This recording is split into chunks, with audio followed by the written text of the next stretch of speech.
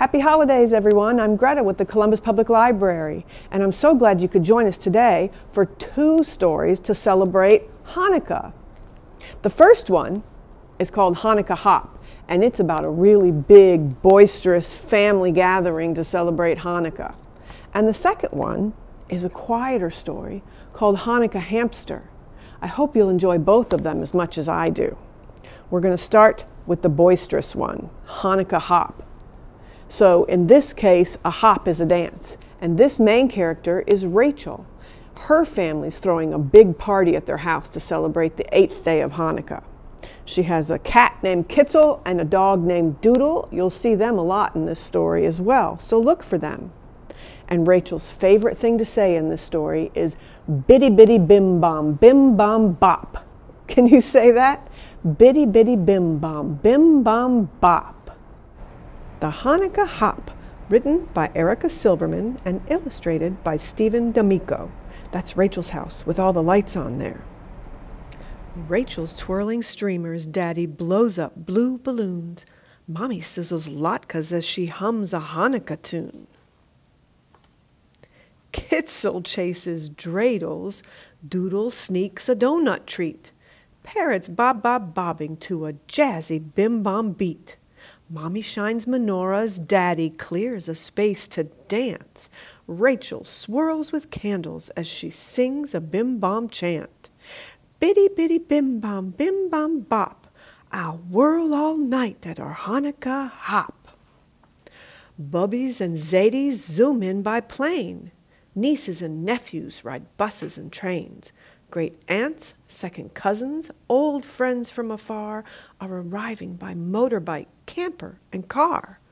Rachel opens the front door, swings it wide, and 2 steps all of the guests inside. Biddy biddy bim bom bop. Come dance at our first ever Hanukkah hop. Gather round menorahs, rainbow candles stand in line. Strike a match and chant the blessing. Small flames flicker, glow, and shine. Daddy starts the singing. Everybody joins along. Rachel dips and pirouettes to Rock of Ages dreidel song. Biddy biddy bim bom bop. I flicker like the flames at our Hanukkah hop. Mommy tells the story of the band of Maccabees. Those ancient freedom fighters made a stronger army flee. They restored the ransacked temple. They relit the altar light with just a tiny bit of oil that kept burning for 8 nights. That's why we light the candles and eat crispy latkes, yum. And tonight we dance, adds Rachel, with a biddy biddy bomb. Biddy biddy bim bom bop.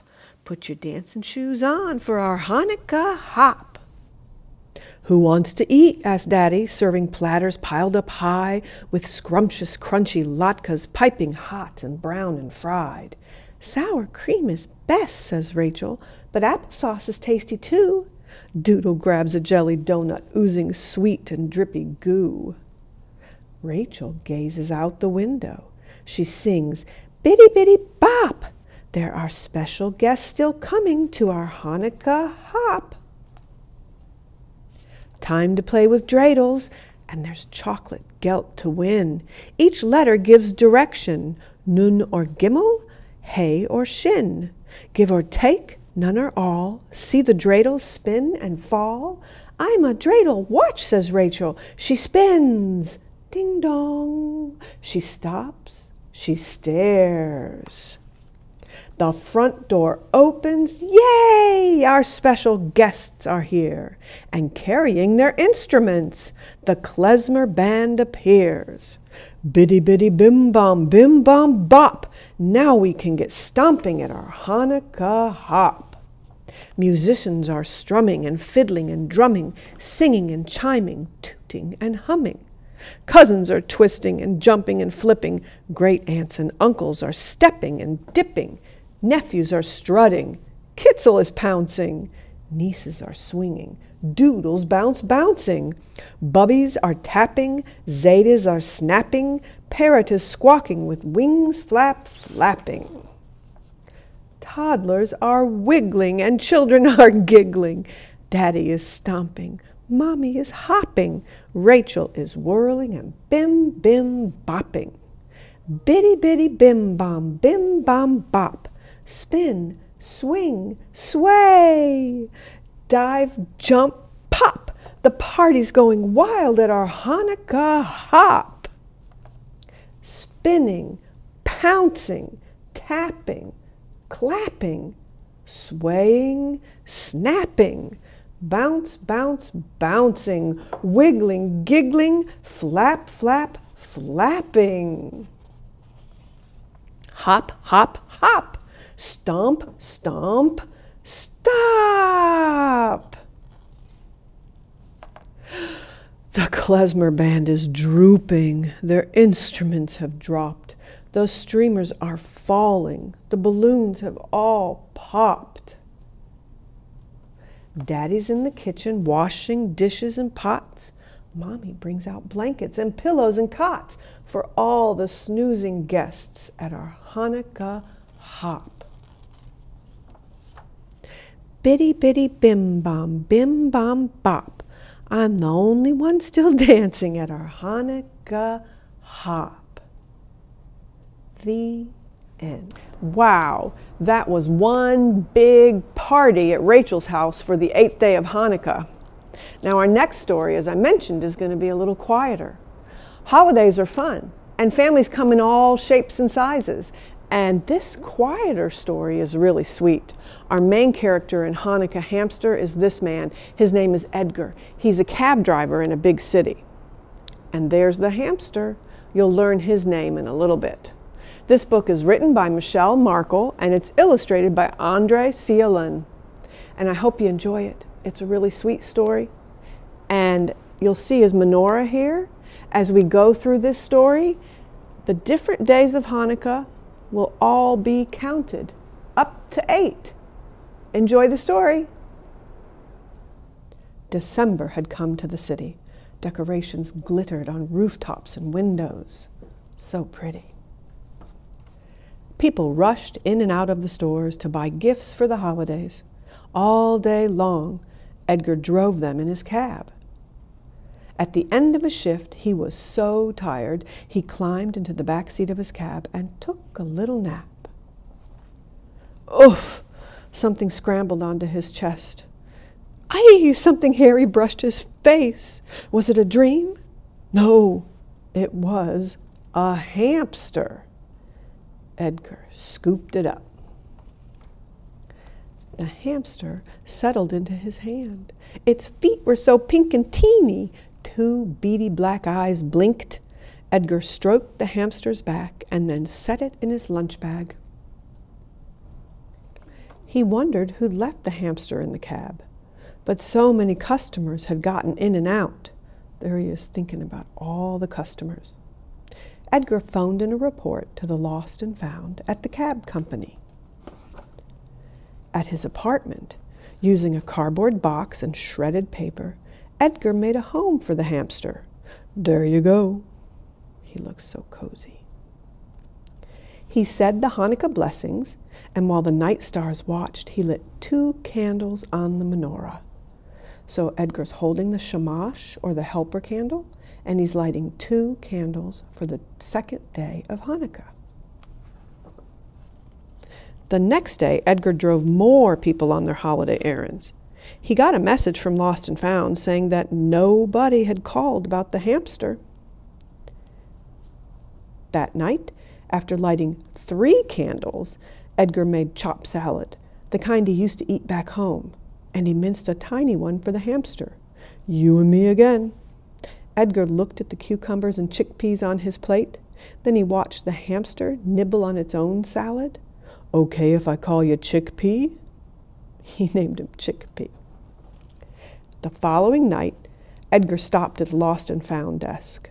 Has anybody called about the hamster? The manager shook her head. Edgar looked at hamster supplies at a pet shop. He counted the tip money in his pocket, enough for a nice wheel. I really shouldn't, Edgar thought. So instead, he just bought food. When he got home, he said the blessings and lit 4 candles. Do you see the menorah in front of the window there? 4 candles are lit, and the shamash candle. Chickpea got into the bowl with his hamster food. He did a backflip. Was that a little smile?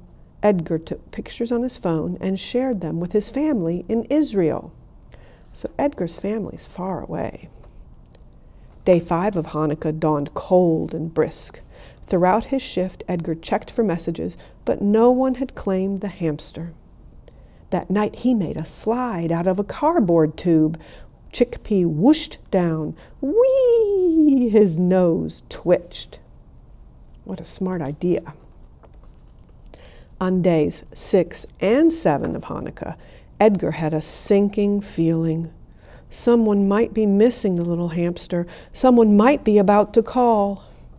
While the Hanukkah candles burned down, Edgar told Chickpea about Tel Aviv, about the outdoor cafes, the palm trees, the warm breezes.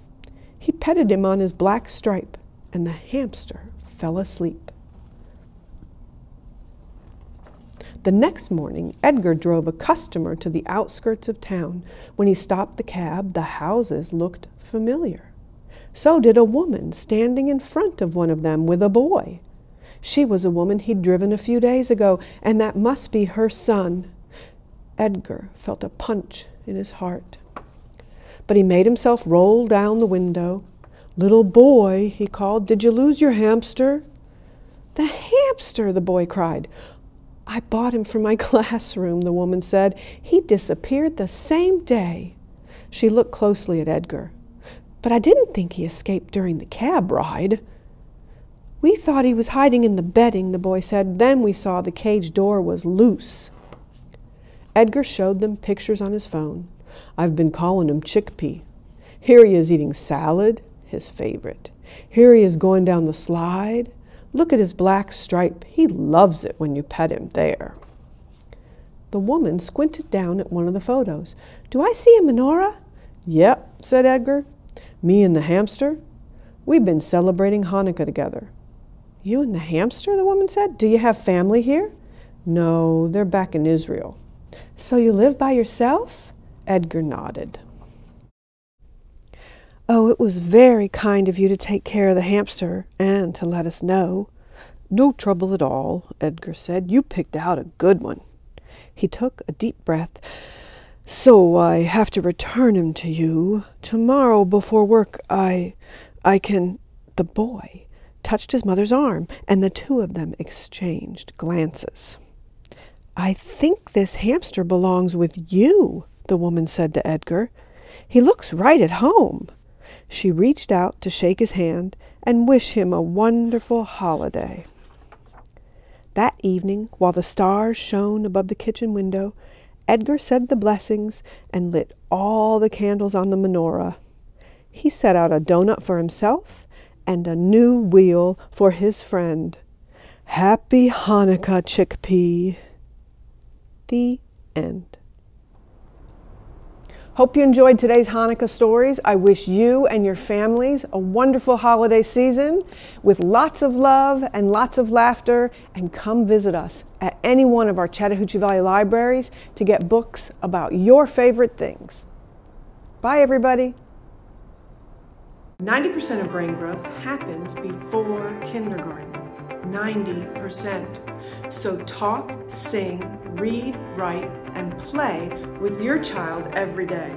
Those 5 simple steps build the foundation for a lifetime of learning.